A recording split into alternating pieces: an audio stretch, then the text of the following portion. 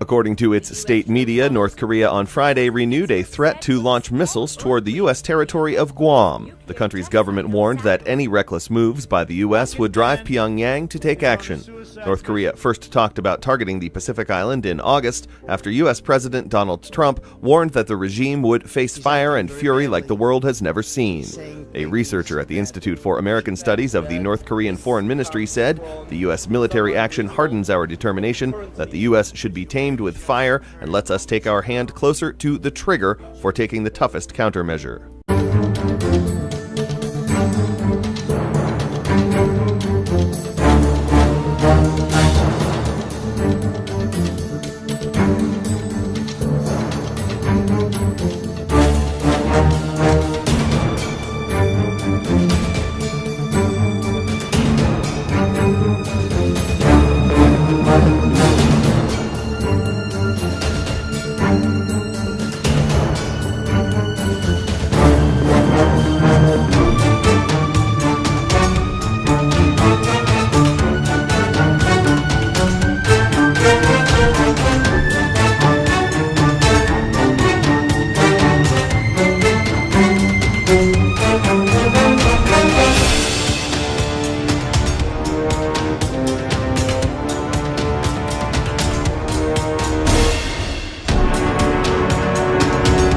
The Kim Jong-un regime is now calling yesterday's ballistic missile firing over Japan a, quote, meaningful prelude.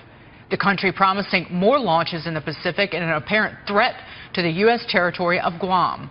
North Korean state media has just renewed their previous threat to launch nuclear missiles toward the U.S. territory of Guam, warning that if President Trump continues with his reckless moves, they would eventually take action. This threat has U.S. officials on high alert, and has Mad Dog Mattis ready to act in an instant. From July to September, North Korea launched 5 separate missile tests, including 2 intercontinental ballistic missiles. Despite constant warnings from the U.S., Japan, South Korea, the United Nations, and even their ally China, North Korea has continued to push the bounds of our leaders' patience. The UN and President Trump have tried imposing sanctions on them by blocking key exports, which resulted in a nearly 70% decrease in their GDP. Yet, Kim Jong-un continues to plow forward despite all resistance, and seems intent on destroying all of Western civilization. Tokyo CNN reports that the Little Rocket Man has renewed his threats to launch a missile towards Guam, which U.S. leaders have repeatedly said would be treated as an act of war. North Korean state media on Friday renewed a threat to launch missiles toward the U.S. territory of Guam, warning that reckless moves by the U.S. would compel Pyongyang to take action. North Korea first said it was examining a plan to target the Pacific island in August after U.S. President Donald Trump warned the isolated regime would face fire and fury like the world has never seen following a U.S. intelligence assessment that North Korea had produced a miniaturized nuclear warhead. "We have already warned several times that we will take counteractions for self-defense, including a salvo of missiles into waters near the U.S. territory of Guam," the KCNA report quoted Kim Kwang-hak, a researcher at the Institute for American Studies of the North Korean Foreign Ministry, as saying. President Trump has recently sent a major warship over to the Korean peninsula, in anticipation of Kim Jong-un's psychotic war moves. Despite the United States' superior military on all levels, North Korea continues to threaten us with violence, however. These latest threats to nuke Guam come after weeks of rising tensions and bubbling tempers, as Trump and North Korea have exchanged a barrage of remarks towards one another via Twitter and other outlets. Tensions will continue to rise however, because come Monday, the U.S. and South Korea will conduct a simulation war drill. Joint military exercises are particularly infuriating to Pyongyang.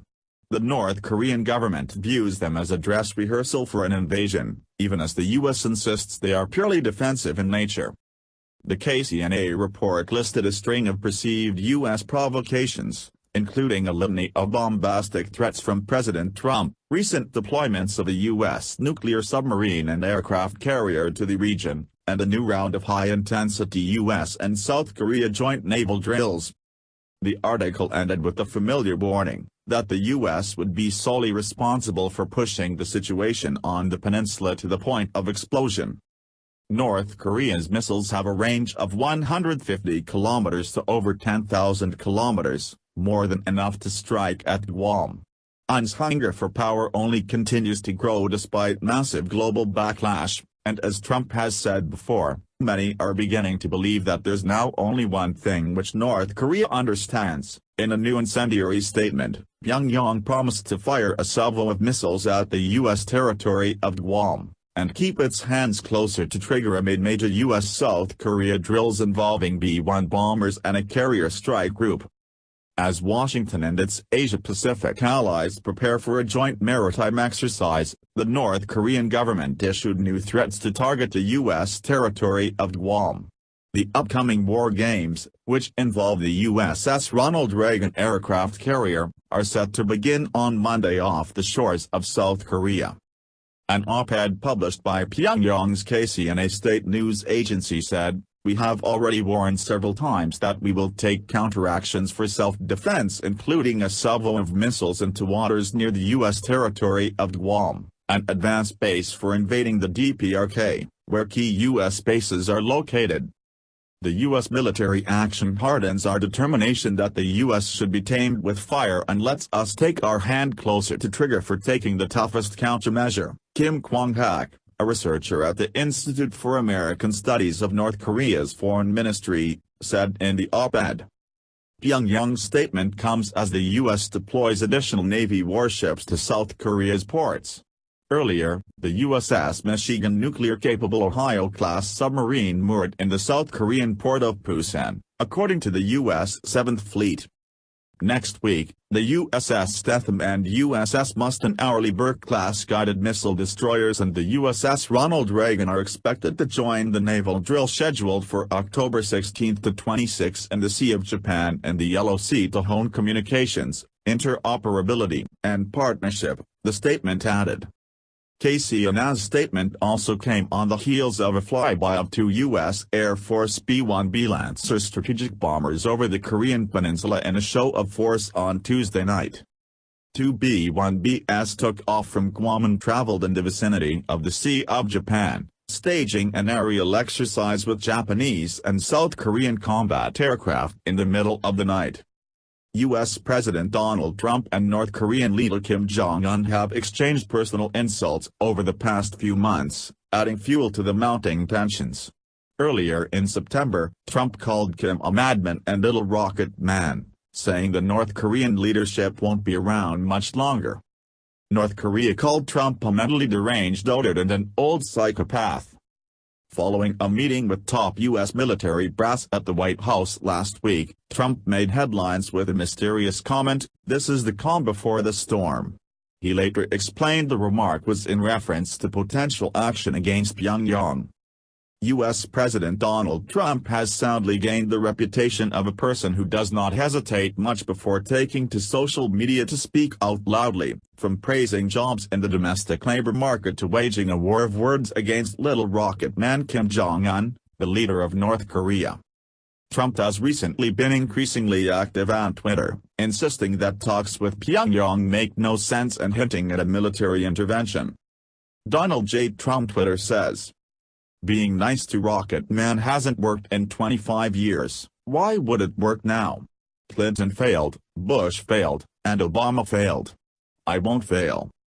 I told Rex Tillerson, our wonderful Secretary of State, that he is wasting his time trying to negotiate with little Rocket Man." Kim Jong-un of North Korea, who is obviously a madman who doesn't mind starving or killing his people, will be tested like never before. North Korea best not make any more threats to the United States. They will be met with fire and fury like the world has never seen. He has been very threatening beyond a normal statement.